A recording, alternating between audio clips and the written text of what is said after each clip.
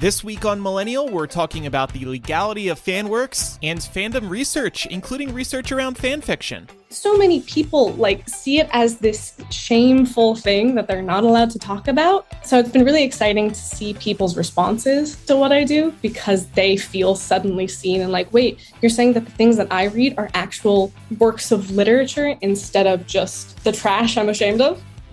And later, I'm never one to celebrate death, but there was... there are some exceptions in life. There are some exceptions to that. What if in the future it is decided that Trump can't run for office again? Imagine the parties that night at the bars around the world. That'd be fun, right? We might have to have a Millennial in-person reunion. I am going to get fucking blitzed. I am going to be gone.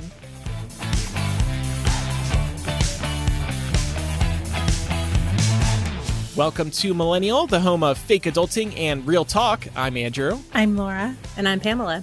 We are jumping straight into our lead discussion today. We're going to talk about the legality of fan works in light of the runaway hit that was the unofficial Bridgerton musical and Netflix's response to it. To help us discuss this, we're joined by an expert on fandom, Yvonne Gonzalez, a fandom researcher who's been working on her PhD at Berkeley, but recently made a school switch to USC. Welcome to the show, Yvonne. Yeah, I'm so excited to be here and answer any questions you might have. So before we get started, can you tell our listeners a little more about how you got into your area of study and what was it like to study fan fiction as literature? Because that's super cool. Yeah, so it started because I was really bad at school for a very long time. All I ever wanted to do was write fan fiction and read it. And I'm so hyper fixated on things, it was really hard for me to do anything else. And then I ran a fanzine. This was for Voltron way back in those days. And it ended up raising $25,000 for charity. We did a whole bunch of great charity works. I was telling a professor about this in a class I was failing. And she said, you can study that. That's a thing you can do. You can go and be successful in something you enjoy. So then I did. And I went from a failing student to a 4-point student because I learned that the things I love are worth talking about. Wow, that is very cool. And to answer that was a very big question that you asked, it's been so exciting to start to study fan fiction as something worth studying, because whenever I tell anyone, especially younger people, that I study fan fiction, they'll go, oh, I love fan fiction. You know what that is? And they're always so excited about it. And it's shocking to me that so many people see it as this shameful thing that they're not allowed to talk about. So it's been really exciting to see people's responses to what I do, because they feel suddenly seen and wait, you're saying that the things that I read are actual works of literature instead of just the trash I'm ashamed of. Right. Yeah. And I think we all feel that here because we all grew up obsessed with Harry Potter, and we all were, well, a couple of us were working on a Harry Potter fan site, and it wasn't cool to be working on a Harry Potter fan site back then. Actually, Laura, she used to moderate Harry Potter fan fiction on MuggleNet. How does this feel to you, Laura? It makes me feel seen. And validated? Are you? Yeah, and validated. And I mean, I've never had somebody say to me before, fan fiction is literature. Fan fiction is worth something. I've always just gotten the perception from people around fan fiction just being maybe a dirty little secret that somebody has, whether they like to read it or write it, but not something that you would advertise, for example. Yeah, and that's exactly why I wanted to do this, because I feel like it's gone from something to be ashamed of to something that I am proud of. My grandmother knows about the BTS fan fiction I write. That's awesome. Exciting to be able to talk about these things. Not that they, necessarily understand it, but they know that people care about the things that I do, which is really great to see for something that feels like it's niche, feels weird and subterfuge, but it's not anymore. So speaking of fan fiction, you recently wrapped up teaching a class on fan fiction at UC Berkeley, which is how we found your TikTok. What was it like to come at something most fans consider a hobby from an academic perspective? So I guess kind of build on what you were just talking about here. I mean, every once in a while, I think we hear a story we see Taylor Swift class being taught at this university. It's like, oh my gosh, it's mind-blowing. And I'm always so jealous because I want to take all the classes on fandom studies, but I can't. It's really sad. Well, luckily, there is a robust academic world of fan studies already. So it's not that I was like working from the ground. It was there. The groundwork was there. I could just assign these articles that people have been working on for, 30 years now on fandom, 30, 40 years. So it wasn't that I was inventing the wheel or anything like that. But what was exciting about it was my students. I was teaching this class alone as an undergrad. Like I had 25 students, 25 spots in the class, and I had 90 people apply for them. And all of their applications said, oh, I write fan fiction. I'm really involved in it. It's so exciting to be seen like this. And I think that's the thing that was the biggest takeaway, that so many people wanted to be involved in understanding themselves. And the discussions were always so robust because these, 18-year-olds would raise their hand and be like, I've been reading fan fiction since I was 9 years old. And you could really dig into the personal experiences of a lot of people and figure out how impactful it is. The number of students I had who told me they could discover that they were queer through fan fiction was astronomical. So it was really exciting, yes, to be able to teach these academic concepts about fan fiction interactions with race and power and legality and what literature is, all those things super interesting. But what I'm interested in is how all of that has an impact on people, specifically young people who are the ones who are discovering fan fiction. Totally. That's amazing. I'm sure Laura would have tried to sign up for that class if she could. Oh, 100%. Are you kidding? I wish my college had offered that. You would have been like, I've been waiting for this day my whole life. I've been working towards this moment. Can I declare my major? Can I invent my own major, please? What a dream. I know. Well, the reason we wanted to have Yvonne on this week is as a result of this lawsuit that some of you might have heard about against the unofficial Bridgerton musical. This was brought upon by Netflix, and obviously, it's a legal story. It's an entertainment, news, business story, but it's also a story that's deeply rooted in fandom and Fanworks. And so we figured we might as well get an expert on to kind of weigh in on this because the three of us can only do so much. So for the uninitiated, the unofficial Bridgerton musical is a project that began over on TikTok between songwriting partners Abigail Barlow and Emily Bear. And after the musical picked up steam, Barlow and Bear went on to record a concept album, which then went on to pick up the Grammy Award this year for Best Musical Album, which is no easy feat. I mean, they were up against some heavy hitters. So if you hadn't heard about the unofficial Bridgerton musical before this, you definitely probably heard about it after they won the Grammy, because this is kind of like a Cinderella story in the making and just kind of one of those feel-good stories for anybody that is involved in fandom, because it's a fan work that's getting recognized and praised on the main stage, which is always really validating for anybody that's ever kind of been involved in online communities. Things get a little bit messy following this big Grammy win when Barlow and Bear announced that they would be performing their musical at the Kennedy Center in Washington, D.C. And at the same time, they also announced that another show was also going to happen at a later date over in London at the Royal Albert Hall. The Kennedy Center event ended up selling out, with tickets going for up to $149. There was also the option for VIP packages, and this was not a ragtag production. They had the National Orchestra playing backup.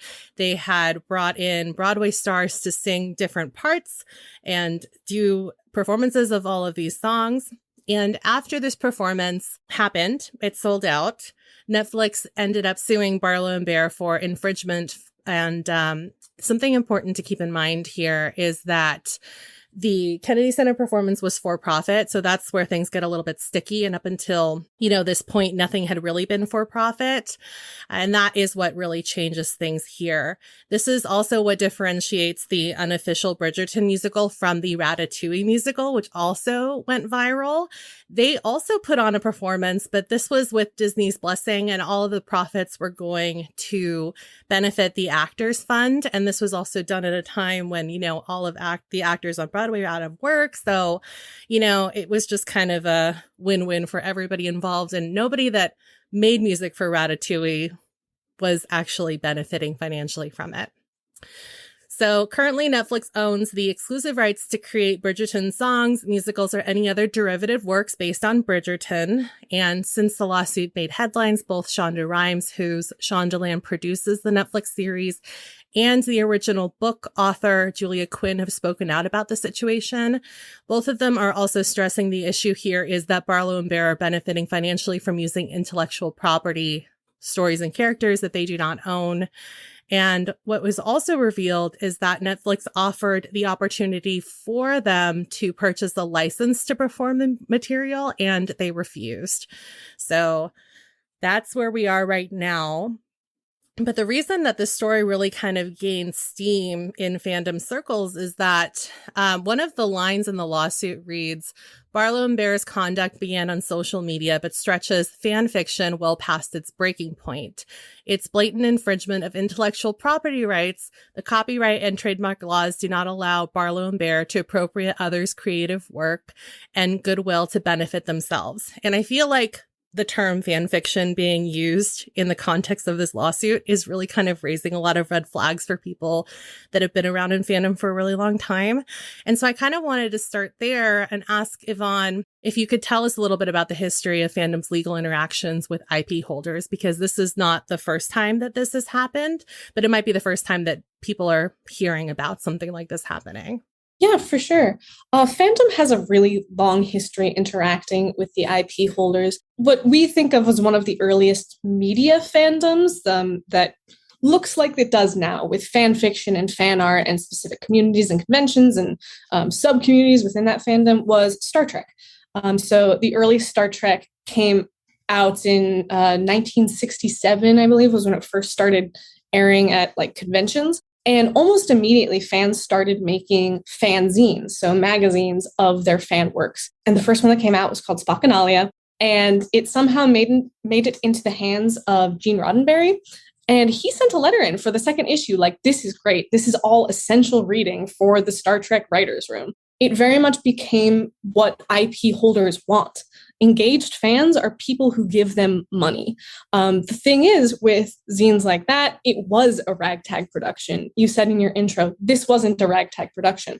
All of that early fandom, even when they were, selling zines, not necessarily for a profit, but for making their money back, I guess, they were all very ragtag. If you look at these early zines, they're just like pieces of paper stapled together. It gets messy then when it becomes monetized. Fan fiction, fandom is a gift economy. I give you this thing, I write you some fan fiction, you tell me nice things and give stuff back. It's all about gifts. It's not about necessarily this capitalist exchange.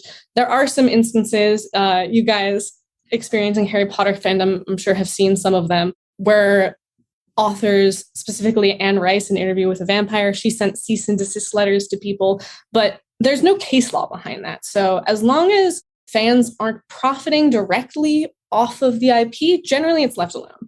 So what's different here is the monetization. The fact that they are not a ragtag production. Emily Bear, I believe, is like an actual movie composer. She's a professional in this. They were no longer just fans doing something that they love and adding value back to the original IP. They are creating a different one without the rights. Yeah. And all the while winning a Grammy, performing at the Kennedy Center, the Royal Albert Hall. This is like the dream for any musician or artist, and the fan fiction has managed to do it.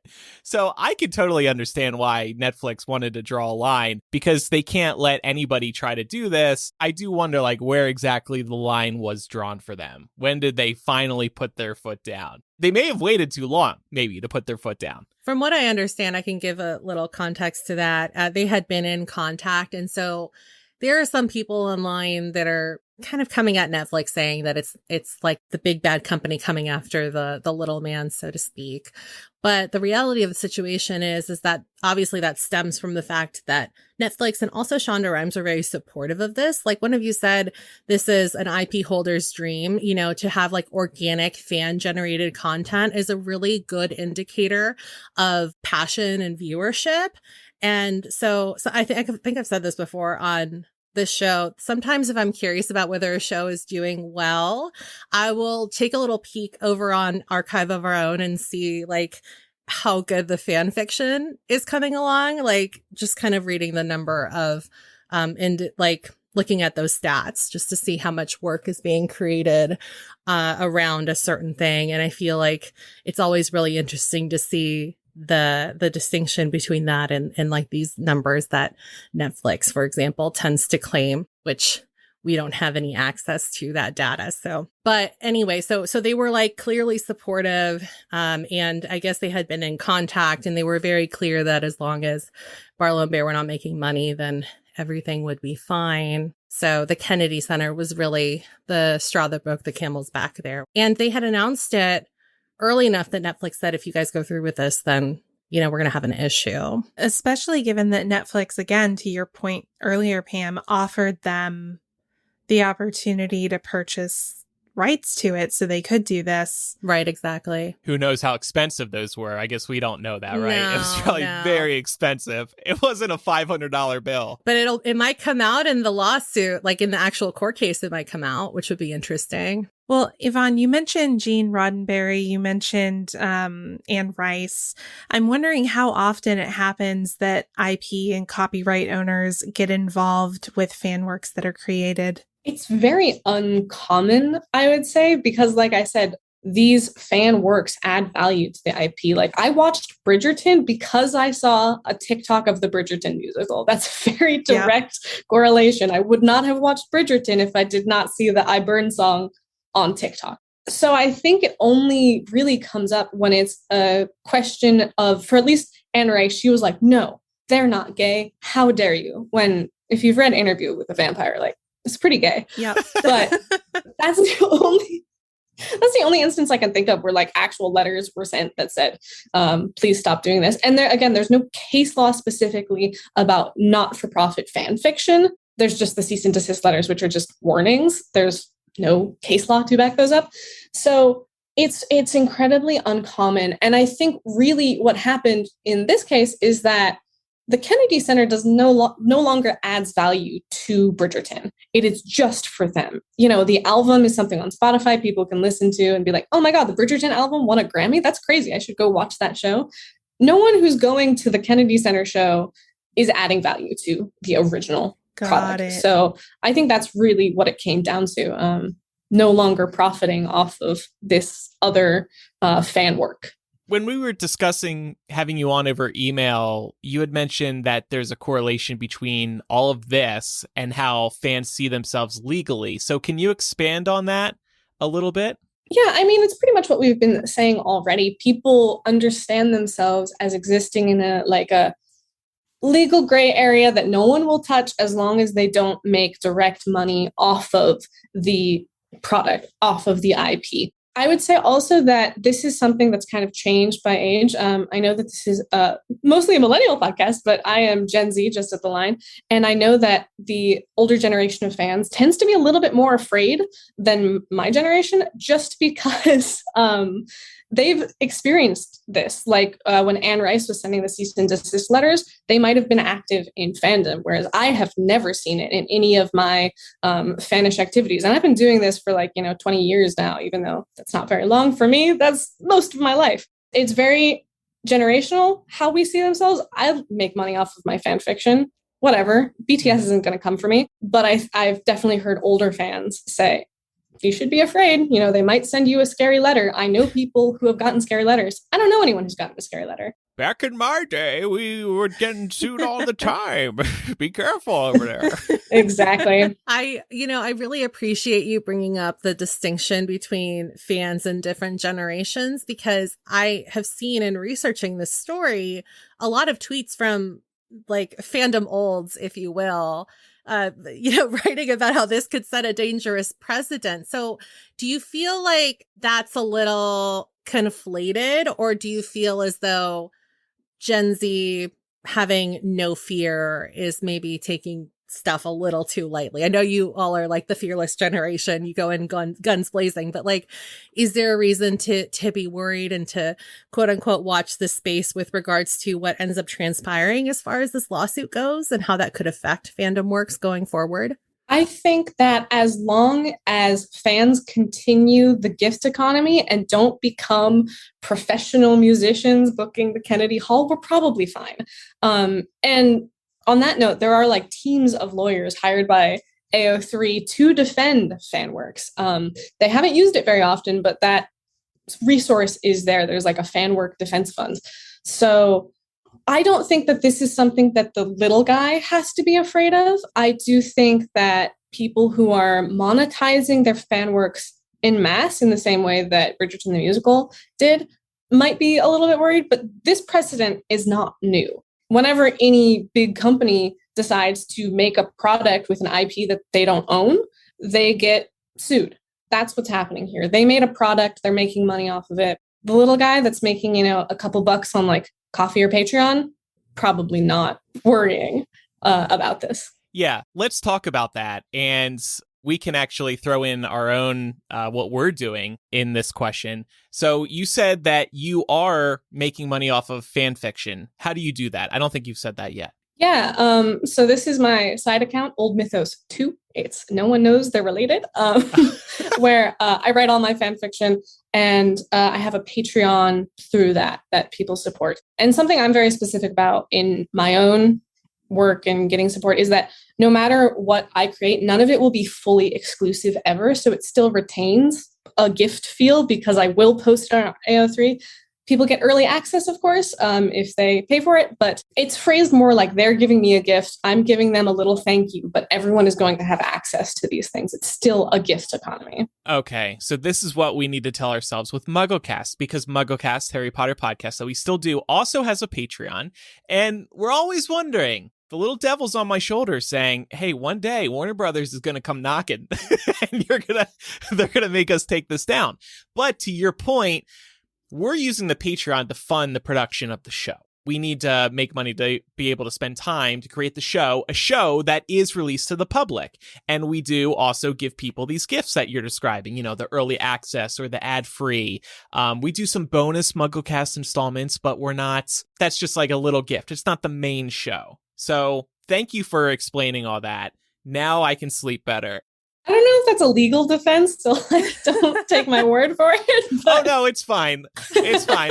I'm a risk taker. That's enough for me. What you just said is enough for me. I wanted to ask a tiny little sidebar follow-up question because I often now on TikTok, I guess I'm just down the fanfic rabbit hole on TikTok, and it's a thriving community.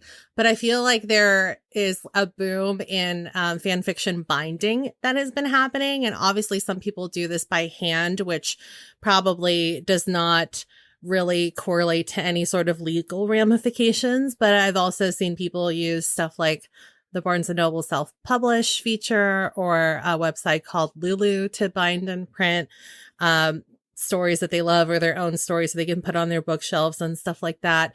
Are you able to speak to whether that crosses a line or not? Because I feel like there's some debate there. So historically, fandom has pretty much always been in print. It has been physical. So if we look at the first media fandom fanzines, there were fanzines before that for science fiction authors, but fandom as we understand it now, that is like a 50, 60, 70-year tradition of people printing their fan fiction and selling it basically for as much as the materials cost. That is a long tradition. And you also see fanzines booming now. I told you at the beginning of this, the reason I got into fandom more seriously is because I ran a fanzine that raised a lot of money for charity, sold 2,000 copies. I think I mailed it to 90 countries, something like that. It was incredibly successful and a lot of money changed hands.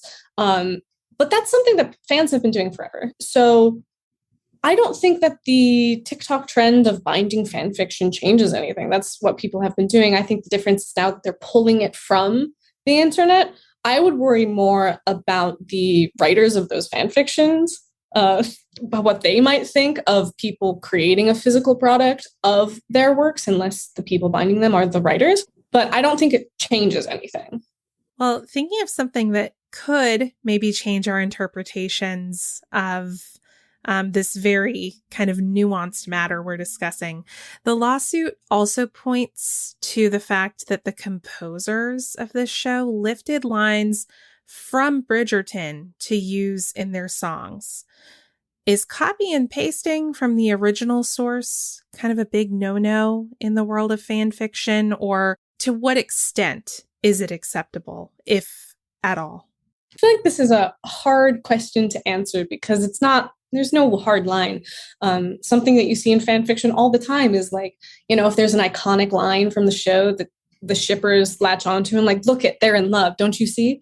You'll see that in fan fiction all the time. Yep. And I think it's the same case with Bridgerton. The lines that they pulled were, iconic lines from the show where it's like, do you see? That's the moment. So I don't think it's crossing any new lines. I will say while you were talking, I was thinking about this article that was published in like 2002, 2003. That's one of the earliest academic articles about legality in fan fiction. And its argument was basically that all fan works are protected under parody laws, which I don't think is true. And like I said, it's a very old article, but it is interesting to think of like, when is it parody and when is it just ripping off the original thing? I don't know where the line is. It's a fine line. I don't even know if lawyers know where the line is.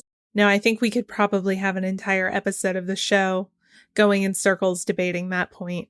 Laura, when you were working on MuggleNet fanfiction, were there hard lines that you guys drew there? I know there's probably lines around like explicit content, but what about just like the legality of it all? Yeah, I mean, there were definitely community standards around the kind of content that MuggleNet was going to allow to be on their platform. But when it came to, direct references to the original books, I would say it's kind of hazy because one, it never happened really. Where I feel like it's one of those things where if you got something that was explicitly a copy-paste hack job, that is recognizable very quickly as soon as you start reading it. But it never happened because people are creative and they love Harry Potter. So they're trying to use this as an outlet to enjoy Harry Potter more. So how would copy and pasting large swaths of the original story help them accomplish that? I think, kind of like Yvonne was saying, if there was a particularly iconic line, like think about the always, for example, from book 7, somebody might use something like that to, create poignancy in their story or have some kind of deep impact in the storytelling. But it was never anything that struck me as plagiarism. Far more accusations between fans to be like, oh, you stole my story. Yeah. I see very little that like you stole from the original work, because we're all doing that. We're all stealing from the original work. That's how fan fiction works. That's how any art works. Any art is derivative. And I have a whole rant about like how copyright shouldn't be a thing, but that is, I don't know if that's the rant for this podcast, but we're all stealing all the time. And I don't think that references to any one work is something to be ashamed of. It's what we do. Right. Yeah. There are no new ideas. Exactly. Well, we've talked a lot about fan works that are created using the written word, but I'm curious if you are able to weigh in on what happens with fans that make more traditional art. So like, for example, Etsy is full of art and clothing and home decor that's obviously inspired by very popular IP. How is it that they're kind of able to get away with that more blatantly than, say the fan fiction writer that's quaking in the corner thinking they might get a cease and desist letter any minute now? I mean, I know for a fact that like Redbubble has gotten cease and desist letters. It's much more of a thing on those marketplaces to get some legal interaction of some sort. But I was just really struck by the line you said when you were introducing the musical, saying this wasn't a ragtag production. That's really the line. If you go to Artist's Alley at any convention, you'll see all the people with booths set up selling things for IPs that they do not own. None of those artists own those IPs, but it's art that they drew themselves, and they put in tons of labor to make, 50 charms that they're selling for $10 each or whatever it is. That is not a company. It's not worth Disney coming down on them most of the time and suing them. I do know that there are some cases of Disney suing for art and stuff like that, but it depends on volume. Like, fans are not doing the volume that these companies care about. And again, it's adding generally back to the value of the original work, because if you see, you know, that Loki charm on someone's bag and you're like, oh, that's so cool. What is that from? Oh, it's from a TV show. You should watch Loki on Disney Plus. That's adding value back in. Yeah. Free advertising. Do you think that corporations consider, to an extent, this is actually kind of a good look for us to foster these fan communities and let them create fan fiction, create podcasts, and you know, they got to fund their work, they got to fund their time. We understand that, so we're going to let it go simply because it's just a good look for us. I would say so. When I was doing that zine that made all the money, I was thinking about like, what would happen if I did get a cease and desist? Well, DreamWorks, the owner of Voltron, never would, because what are they going to do? Come out against a bunch of teenagers for raising money for charity? Like, yeah, that just looks really, really bad. With the Barlow and Bear case, I feel like Netflix is coming out looking better because they offered licensing. They allowed Barlow and Bear to do all of the stuff before it, release the album, win the Grammy, do the charity shows, all those things. Netflix is looking better because of this, whereas Barlow and Bear aren't necessarily. It's like, I saw this TikTok today that was like, who's advising them? They're wrong in all senses of the law. So optically, this is a better move for Netflix now than it would have been when it was just some cool TikTok videos.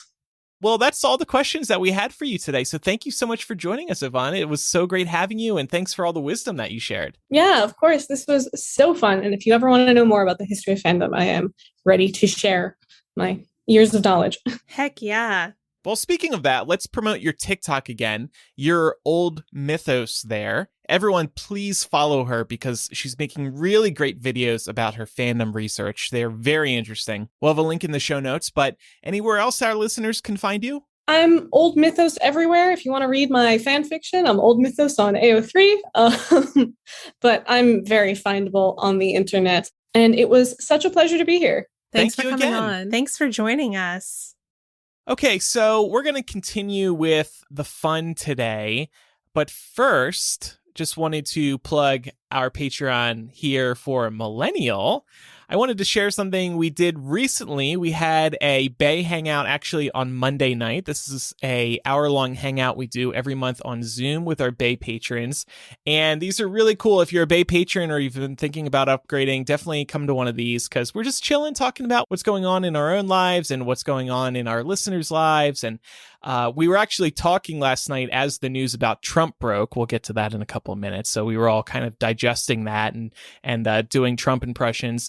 And we also spoke about the time that the Dave Matthews Band's tour bus literally dumped shit on people in Chicago. So we run the gamut and we learn new things. I had never heard that story before. One of our listeners is even thinking of launching a TikTok dedicated to coverage of it. I'm crossing my fingers there, honestly, because I'm intrigued. It was Camille who was thinking of launching that TikTok, and we are encouraging her to do that. But anyway, check out the Patreon. There's lots of other benefits too. Patreon.com/millennial. We couldn't do this without you, so thank you so much for your support of the show. And nobody can sue us here, right? Nobody owns Millennial. We can do whatever the hell we want. That's right. Yes! We got a hashtag in front of it. That's what makes it different. Right. So I mentioned we're going to continue with the fun, Laura. We have a ClusterF-YEAH. Oh, I get it. ClusterF-YEAH 2022. Good news edition. Yeah. So feels like there hasn't been a lot of great news out of the political realm in like the last several years, but these last couple of weeks have unearthed some really interesting, intriguing, and oftentimes funny outcomes for, you know, some of the talking heads on the right, be they radio personalities or former presidents. So getting into it, we can talk about Alex Jones and his no good, very bad trial. Of course, he has been on trial for perpetrating the rumor or the conspiracy theory that the Sandy Hook massacre was fake news and that the kids were fake and the parents were crisis actors.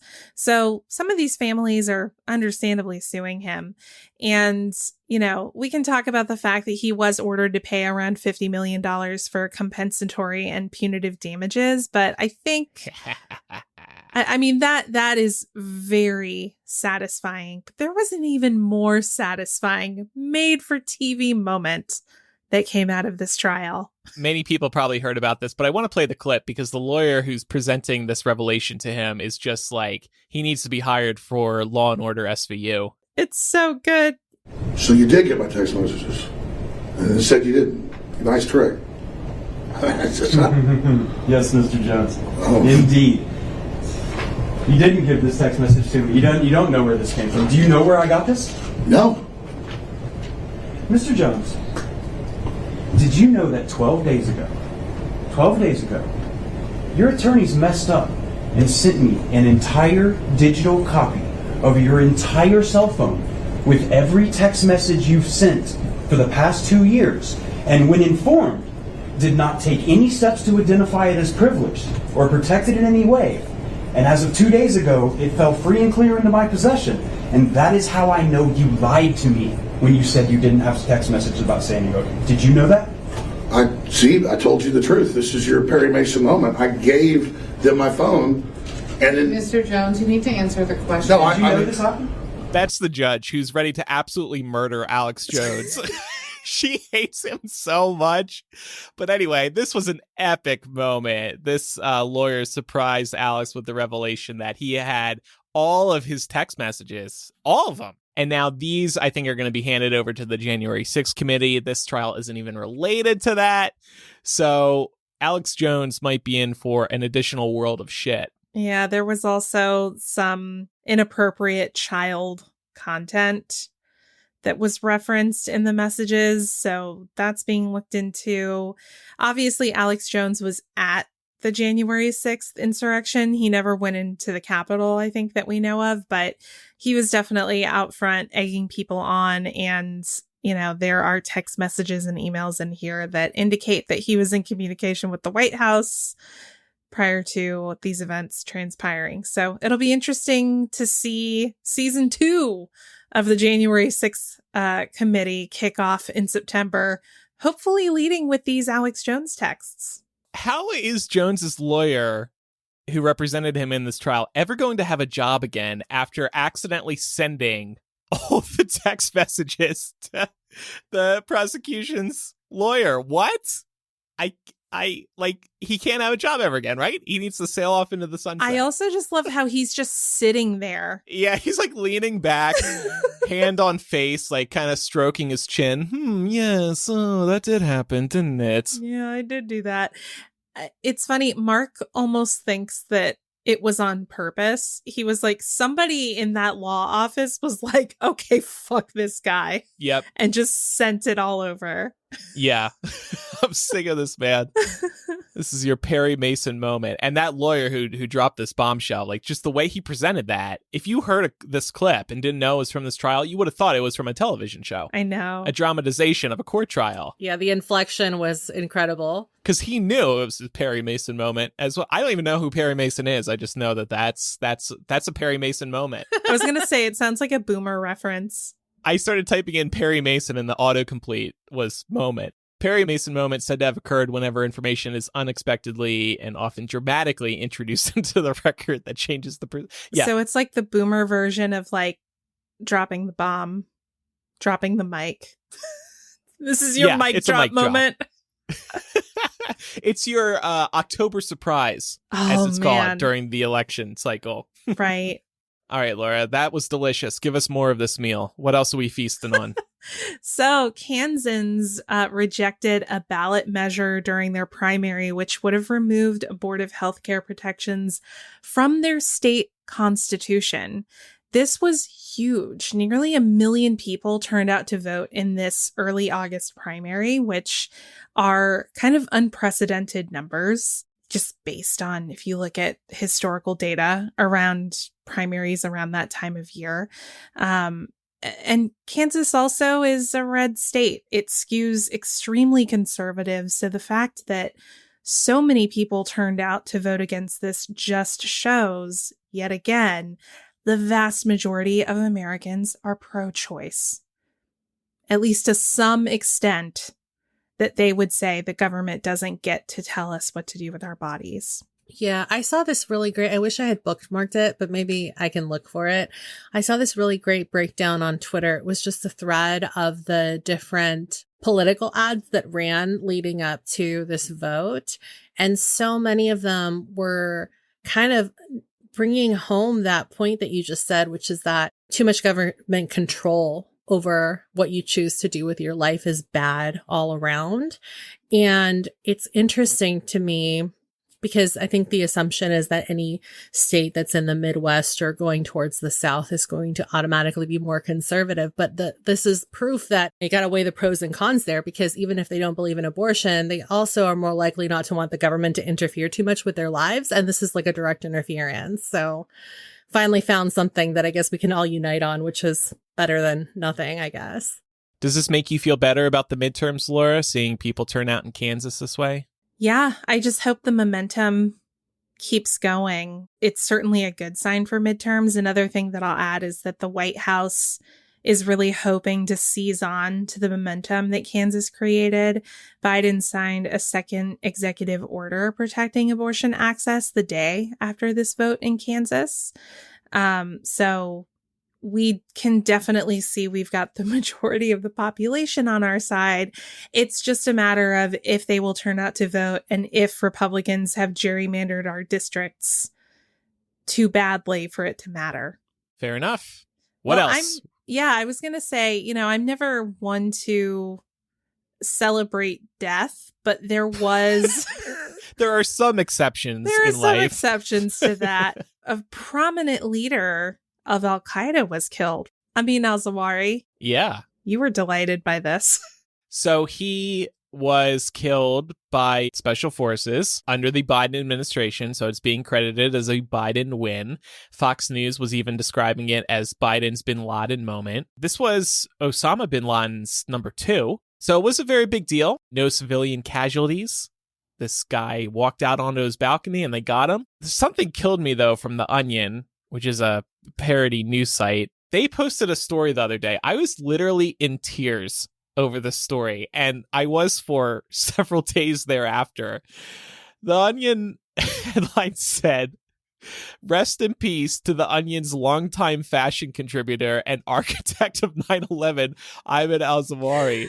I was dying at the thought that the Onion would hire him as their fashion contributor after being the architect of 9/11. And then the image is like a nice poster, a tribute to him, and there's like a close-up and he's smiling. I was in tears over this. I love The Onion so much. Yeah. I chuckle at so many of their headlines when I see them pop up in my feed. But yeah, just like, and it's just so deadpan, of course. And they're like proud that they hired him too. That's another layer of this. It's amazing. Man, I love the dark humor. Well, let's also talk about a story that had, I think, most of the nation laughing, except for, one Orange Julius in South Florida. Trump's beautiful home, Mar-a-Lago, was raided by the FBI the day before we recorded this show. Like Andrew mentioned earlier on in the episode, we were actually doing one of our Bay Hangouts over on Patreon, and this news was breaking shortly before we signed on for that. So, first of all, that's just a reason why it's super fun to join those Bay Hangouts, because you kind of get a chance to hear us talk about the news before we talk about it on the show. So you get our unfiltered reactions. And I was getting upset because I wanted to talk about this, but everybody else wanted to talk about Dave Matthews' tour bus shitting into the Chicago River. So, but okay, I'll talk about it more now. There you go. So the search is reportedly related to classified documents he had illegally brought to Mar-a-Lago. You're not supposed to do that as president. You need to hand all the documents over to the National Archives. It remains unclear what specific materials agents might have been seeking on Monday, or why the Justice Department and the FBI decided to go ahead with the search now, because I was also reading that he did eventually turn the documents over. But do they think there's additional copies of the documents still at Mar-a-Lago? Do they think he didn't turn over everything? CNN reported they seized 15 boxes from Mar-a-Lago, so apparently they took a lot. That's a lot of stuff. And this is a big deal. The right, watching them spin this has been delicious. This is the dessert of today's ClusterF-YEAH 2022 meal. They're saying, verbatim, if it can happen to Trump, it can happen to you. So look out, everyday American who wasn't president and didn't take 15 boxes of documents from the White House on your way out the door. And then people on the left have very rightly been saying it's good that it can happen to anybody because nobody is above the law. Just like you were saying about Hillary when the whole email quote unquote scandal was going down. So they are in major hypocrite mode right now. The right is. Oh, yeah. And it is fun. Unsurprising, but it is, like you said, really funny to see them backpedal and try and really explain this away or spin it into something bad. And they're talking like Merrick Garland got bored and they were like, send the crew down to Mar-a-Lago. No. Right. Or like there's no basis for why anybody would want to raid Mar-a-Lago. Also, isn't this FBI director, wasn't he a Trump appointee? Yes, he was. In 2017. Good for that person. Chris Wray. The FBI would have needed to persuade a judge that it had a probable cause, that a crime had been committed, and that agents might find evidence at Mar-a-Lago. Clearly, they found something. They found 15 boxes of something to get a search warrant. And proceeding with the search on a former president's home, and now this is unprecedented, yes, would also surely have required sign-off from top officials at the Bureau and at the Justice Department. So they very likely did not make this decision easily because they also knew that, there would be this backlash from certain people. So that said, and I've been quoting from the New York Times, the search does not mean prosecutors have determined that Mr. Trump committed a crime. But it's possible. It's very possible. And that's why they were able to get into Mar-a-Lago. Were we expecting this in light of the insurrection hearings? Because the general consensus at the end of season 1 of the January 6th hearings was that Trump had played a role in orchestrating all of this to an extent. So was this something that we were waiting for? It seems like it's still unclear whether or not or when we can expect the Justice Department to weigh in on this. They could be waiting for season 2. They want to keep, want to keep people watch this on pins and needles. Yeah. And the cliffhanger of the year. And speaking of that, we've gotten our hopes up so many times that the gauntlet was finally going to come down on Trump.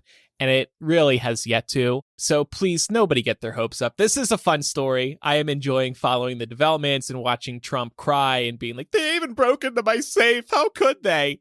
But nothing might come of this. So don't get too excited about it. These things can also take a really long time. So even if they do find something criminal, it's not like they're going to find it tomorrow or that it's going to be released anytime soon. It could be years, honestly. Now, I did read that it is illegal for a president to remove documents from the White House. They have to submit them, like I said, to the National Archives. And I was reading that if they do this, then they aren't able to run for office again. So best case scenario, maybe, is that Trump doesn't get to run for office again, which would be a very good outcome. I think that's where everybody should be setting the bar right now. Expect nothing else. And of course, if it is determined in court or through a grand jury, I don't know, that Trump can't run again, of course he's going to try to fight that. So this story is just at the beginning. Yep, agreed. Honestly, I'm at the point where all I want is for him to be barred from ever holding any kind of office again. Yeah. The man should not be able to run for dog catcher. Nothing. Yeah, that is my best case scenario too, Laura. Would we all like to see him go to jail? Of course. Oh, but yeah. Even if we just get this, I'll consider it a win. I'd be happy that we don't need to, live in fear over him deciding that he's going to run again at some point. I know. It's bad enough that DeSantis is running. We yeah, don't need more of this shit.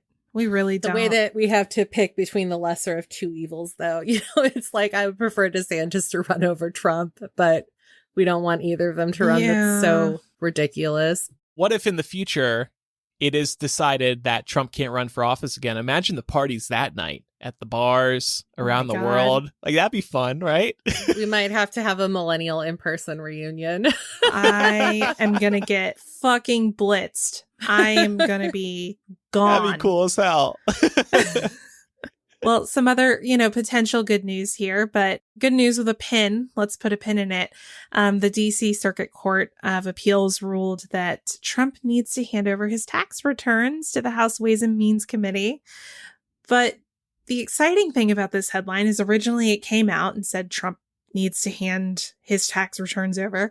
Later, separate headlines came out saying that actually he doesn't need to hand them over because Ways and Means can just request them from the IRS directly. Oops. Oh, yeah. So, it kind of takes takes letting Trump be the middleman and drag his feet out of the equation. That said, there really is no telling when this is going to be resolved. And if it's not resolved before the election, before midterms, and if Republicans take the House so they'll take the House next January. If they take it before the resolution drops, they're going to drop the records request. So it's just another reason why we have to turn out in the midterms. Work like this will very likely not matter if we lose the House and the Senate. Yeah. So ClusterF-YEAH with like an asterisk. Fucking vote.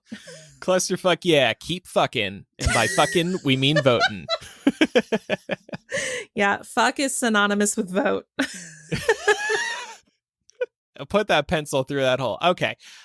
This all comes as the Inflation Reduction Act was passed by the Senate. Yeah. It's now going to go to the House and then to Biden. So we'll be able to celebrate once this passes for sure in the days ahead. And I saw some people note that, oh man, this Trump story is taken away from Biden's big win here. But he can get back in the news by having a big signing event. And of course, when the House votes it in, it'll be a big deal. He still has to weigh in on student loans because technically those are supposed to go into repayment at the end of the month. But technically, loan servicers have to give something like 30 days notice of repayment starting. And that's just not possible at this point. So he's going to have to extend the moratorium again. So we'll see what he does on student loans. In After Dark today at patreon.com/millennial, we will be talking about what's going on with concert ticket pricing. It's been real hard out there for us Bruce Springsteen fans right now. Some people may have seen the headlines, actually. And Pam went to a music festival, and we will be talking about her experience there as well. But yeah, this concert ticket pricing is really rough right now. So we're going to talk about the whole situation and what's going on in our own experiences with that. So that's at patreon.com/millennial. And by the way, you can get each week's After Dark content delivered to your favorite podcast app, except for Spotify, just like you do the main Millennial episode each week. It's a one-time setup once you pledge on Patreon, so do check that out. It's very easy to get our bonus audio content. Well, it's time for some recommendations. I want to recommend something that really gets me going. Please, I beg everybody listening, get what you paid for. Whether you go to a restaurant, you're paying for a certain type of service. It grinds my gears when I pay for something, they know what I wanted, and they screwed it up. And in this household, it's happened twice in the past week, and I don't stand for it. I hop straight on Twitter, I hop straight on their website's contact form, and I get complaining. Here's one story for you. So last week, Pat orders Chipotle for both of us. We do the takeout. We do it through the app. So they get a digitized, copy of the order. It should be crystal clear. They completely screw up Pat's order. It's got his sticker on it, on his Chipotle bowl. They completely screw it up. It's the wrong beet. It's the wrong veggies. It's the wrong everything. I'm like, please freaking write to them. He just heard back today they're going to give him a free entree. Good. You got to do that. Don't stand for this shit. But then over the weekend, we decide to go for a hike. And we pop into Subway to bring some Subway sandwiches up to the mountain. So we order again through the app because it's just convenient, saves everybody time, blah, blah, blah. We pick them up. It's like 10:30 in the morning. Nobody's in there. I order a turkey sandwich and we go up the hill, hiking for like an hour and a half. We reach the peak. I sit down. I'm so hungry. I'm ready for my Subway. My fucking turkey sandwich is missing the damn turkey. Are you kidding me? That's the main ingredient in the sandwich. So what else? What was in there? It was everything but. Just like veggies? It was the lettuce, it was the spinach, it was the cheese, it was the mayo, but not the turkey. I'm like, I cannot stand when that happens. I get, like, if it was just the lettuce or the spinach, okay. Yeah. Whatever. It happens. But the main ingredient in your turkey sandwich, get out of here. And, like, I don't think this was a case of it being too busy in the store. I get these people, you know, they're probably underpaid, overworked, stressed. I get it. But you have to make good on what happened. So I've been DMing with Subway all weekend. Andrew, what did you do this weekend? I've been DMing Subway to try and get something back from them because this isn't right. I took a picture of the sandwich. I sent it to them. Look at this meatless sandwich. And, well, I've sent like 4 follow-ups at this point and a separate email through the contact form on Subway.com. And I know that this was like unavoidable because you all were already so far away. And this has happened to me before with like Starbucks where I'm in a rush. I pick up my drink. I get to where I'm going and I realize, shit, they used real milk and now I can't have this because I'm lactose intolerant, right? Yeah. But I don't ever say anything because I guess I'm just dumb. Pam, but the real reason is because I feel bad. Back in But there. Listen, well, I'm already so far away, but my point in bringing this up is like, how much of a thing are you going to consume before you complain about it? Because this came up recently when I was out to dinner with a friend and the wait staff said that they charged them for the full one because they had consumed half of the beverage before they complained. Oh. Well, like if I was in the Subway, I would have immediately noticed and been like, hey, it's missing the turkey. Mm-hmm. And by the way, I'm not saying I would storm in there and yell at them, but give me a credit, give me a partial refund or something. That's all I'm asking for. Right, exactly. But are you eating the whole thing though? Well, in this case, yeah, I was hungry up on the mountain. Okay. And honestly, it was good without the turkey. I might just stop ordering it with the turkey, but I didn't tell them that. Nobody shared this with Subway. But yeah, it really bothers me when people, they get something that they didn't pay for, the order was incorrect, and then they let it go. Don't let it go. A lot of these businesses have social media presences. Get on there. They'll give you something good. These social media people actually do a good job with making it right. That's it. I'm done. That was my rage of the week.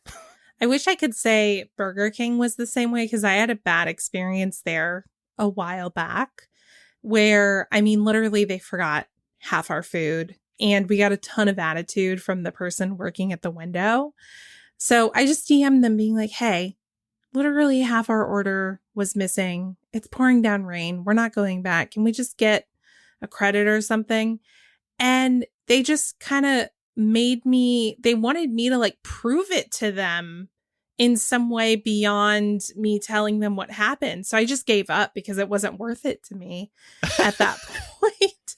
It's always worth it to me. And Laura? Yeah, you're more tenacious than I am, Andrew. I once complained to Burger King too. I'm knocking them all off my list. Like every one of these people is on my shit list. Was Burger King compliant with, giving they did you credit? Actually. They did. Okay, well that's good. This is the problem with the order ahead apps. Just really quickly, you order ahead, you pick it up, it's all wrapped. You don't know till you're home if the order was right or not, and they do unfortunately screw it up quite a bit. So. Going forward at Subway, I'm opening that sandwich right there. I'm inspecting. Yeah, you definitely should. You know what I will say is that Target's Drive Up is pretty good about this. At least mine is. I only had one time where an item was missing and they just refunded me right away. And unfortunately, it was when I was sick with COVID and I really needed the thing. But it was nice that they didn't ask me to, fill out a detailed form or like send a picture of everything else that came. So I appreciated the ease of access for that for sure. Yeah. Well, I'll let you all know what happens. I'm waiting for my Subway gift card that was promised to me 3 days ago. And then they ghosted me. I got ghosted by Subway sandwiches. I think that's what's happening here. They're probably hoping you'll forget about it. Well, we'll keep an eye out for this on next week's episode. Next time. What a teaser. Yeah. Next time on Andrew versus Subway. They ghosted the wrong person. Yeah. I don't forget. I'm a podcaster. I'm going to tell people about this on my show. Be careful what you do next. Well, my recommendation is not nearly as colorful or exciting as Andrew's is, but I wanted to recommend, I think Andrew's recommended these before, knock knock pads. These nice little to-do lists that you can get off Amazon. They have a bunch of different designs and formats that are just anything from like a basic task list to a weekly calendar, even a daily calendar. Mine is broken down by tasks, errands, correspondence, and notes. And I've just felt lately like I need to buy myself some tools to help myself stay better organized. Got these, and they've actually been super helpful. And it also helps me keep track of how much I'm actually getting done in the day. I think sometimes when you're not keeping a list or you're not keeping track, you can forget how much you're actually doing. And the fact that I'm just writing little tasks down as they come onto my plate or as I finish them helps me get through the day and see, holy cow, I filled out this whole list on this paper. That's everything I did today. So it makes me feel really accomplished. I'm a big fan. And you get a dopamine hit from scratching it off once it's done. Those digital task lists, they don't do anything for you. Yeah. I've also been in moments where I do something, but I hadn't written it down. I'll write it down after I've done it and then scratch it out. Same. It just feels good. It feels like bonus points. Yeah. So I wanted to recommend Pod Meets World. I don't usually get swept up in rewatch podcasts that are like officially done rewatch podcasts, but there's one show that I love more than Gilmore Girls for nostalgic purposes. It's probably Boy Meets World. So obviously this one piqued my interest. It's Danielle Fishel, Will Friedle, and Ryder Strong who play Topanga, Eric, and Sean on Boy Meets World. And they're just getting together and rewatching the show. And I guess two of them haven't watched it at all.